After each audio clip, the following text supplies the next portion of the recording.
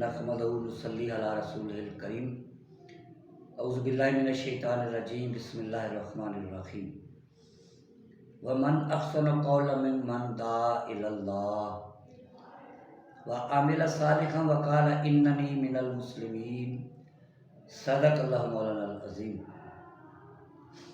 जब नबी रहमत अलैहिस्सलातु वस्सलाम ने तौहीद का पैगाम आम करना शुरू किया और बुत परस्तों के मुआशरे में एक हलचल मच गई। एक तो हुजूर उन्हें बता रहे थे कि ये लकड़ी और पत्थर के बने हुए बुत बेमानी चीज़ है, इन बेमानी चीज़ों से अपनी जान छुड़ाकर जिंदा हय्यो क़य्यूम अल्लाह की तरफ आ जाओ। फिर आप उन्हें बता रहे थे कि सारे इंसान बराबर हैं। फिर हुजूर बता रहे थे कि तुम्हारी ज़िंदगियाँ जिन गुनाहों में डूबी हुई हैं ये जहन्नम का रास्ता है और जन्नत की तरफ। तो आखिरत की फ़िक्र फैल रही थी। जब ये काम आगे बढ़ा तो काफिरों ने आपके पैगाम को रोकने के लिए मुख्तलिफ कोशिशें की। शुरू में तो मजाक उड़ाया, ठट्ठा और मखौल में इन चीज़ों को उड़ाने की कोशिश की, लेकिन कुरान और आपका किरदार तो कायनात की सबसे संजीदा चीज़ें थी, इनके मुकाबले में मजाक कहाँ ठहर सकता था। फिर उन्होंने ये किया कि आपके जो कमज़ोर सहाबा थे, ग़ुलाम थे, गरीब थे, उन्हें सताना शुरू किया, लेकिन वो लोग चट्टान की तरह इस्लाम पर कायम रहे। फिर उन्होंने आपके ख़िलाफ़ एक मुहिम शुरू की, प्रोपेगेंडा की, आपके नाम रखे। किसी को कहा कि माज़अल्लाह आप जादूगर हैं, किसी ने कहा माज़अल्लाह आप शायर हैं, किसी ने आप पर कहानत का इल्ज़ाम लगाया, लेकिन ये प्रोपेगेंडा भी दम तोड़ता गया। आखिर उन्होंने दो काम करने की कोशिश की। एक तो ये कि हज़रत अबी तालिब पर दबाव डाला जाए, उन्हें डराया जाए, वो उसमें नाकाम हो गए। तो फिर बातिल ने वही काम किया जो हर दौर में वो करता आया है। वो ये था कि हुजूर से किसी दुनियावी मफाद पर समझौता किया जाए। बातिल की ये नफ्सियात है कि वो खुद अपनी ज़िंदगी दुनियावी मफाद और अगराज के लिए बसर करता है, और काफिर ये सोचते हैं कि शायद हक वाले भी इसी रास्ते के राही हैं। हमें ये वाक़या मिलता है कि नबी रहमत सल्लल्लाहु अलैहि वसल्लम बैतुल्लाह में तशरीफ़ फरमा थे, तो वहाँ कुछ कुफ़ार के सरदार बैठे थे। उन्हीं में उतबा भी था, बड़ा सियाना समझा जाता था।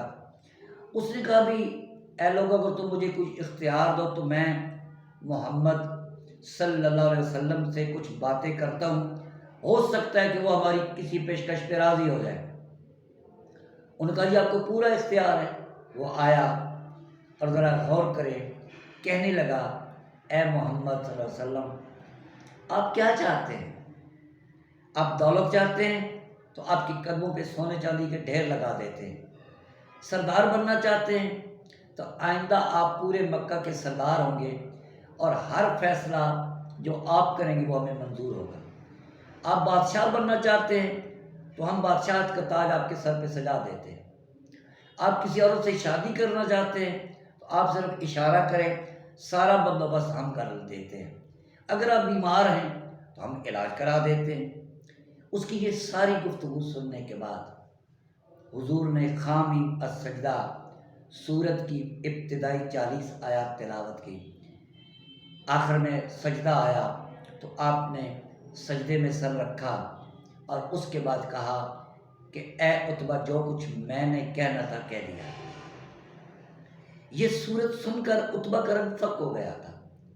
इन आयात में ये धमकी थी अल्लाह की तरफ से काफिरों को कि अगर तुम मुखालफत से बाज नहीं आओगे तो आद और सबूत की तरह तुम पर अजाब आएगा।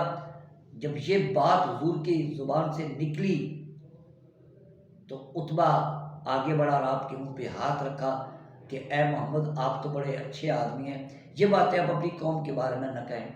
लेकिन ये बातें तो अल्लाह की तरफ से थी।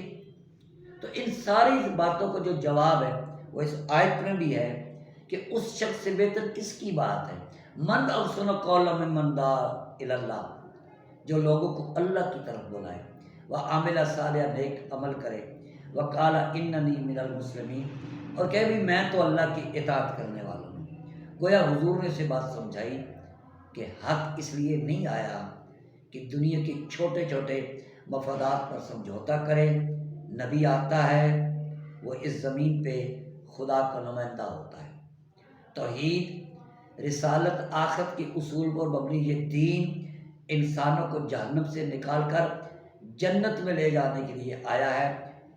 لوگ جو یہ سمجھتے ہیں کہ حق والے بھی کسی دنیاوی غرض کے لیے کام کر رہے ہیں، یہ ان کی اپنی ذہن کی پستی ہے۔ ایمان اس چیز کا نام ہے کہ اپنی ذاتی شہرت، دولت اور دوسری خواہشات اور مفادات سے اوپر اٹھ کر صرف اللہ کے لیے زندگی بسر کی جائے۔ باطل نے ہر دور میں اللہ کے مخلص بندوں کو ایسا ہی سمجھنے کی کوشش کی ہے، اور یہی وجہ ہے کہ باطل کی کوشش ہمیشہ غلط ثابت ہوتی ہے۔ نبی رحمت اور آپ کے سچے پیروکار اپنی زندگی اللہ کے لیے بسر کرتے ہیں، اعلیٰ مقاصد کے لیے بسر کرتے ہیں۔ وہ دنیاوی مفادات کی طرف آنکھ اٹھا کر نہیں دیکھتے، بلکہ اسلام تو اس چیز کا نام ہے کہ مومن دنیاوی مفادات قربان کر کے اللہ کے دین کا جھنڈا اٹھاتا ہے، قربانیاں دیتا ہے، اپنے وسائل لگاتا ہے، تاکہ اس کا اللہ، جب اس کی اللہ سے ملاقات ہو تو راضی ہو جائے۔ آج بھی اسی جذبے اور اسی اخلاص سے دین کا کام کرنے کی ضرورت ہے۔ اس طرح کام کیا جائے، کردار ہو، جد و جہد ہو، تو یہ دین غالب آیا تھا تو اب بھی غالب آ کے رہے گا انشاءاللہ۔ اللہم صلی علی سیدنا و مولانا محمد وعلی آلہ و صحبہ اجمعین۔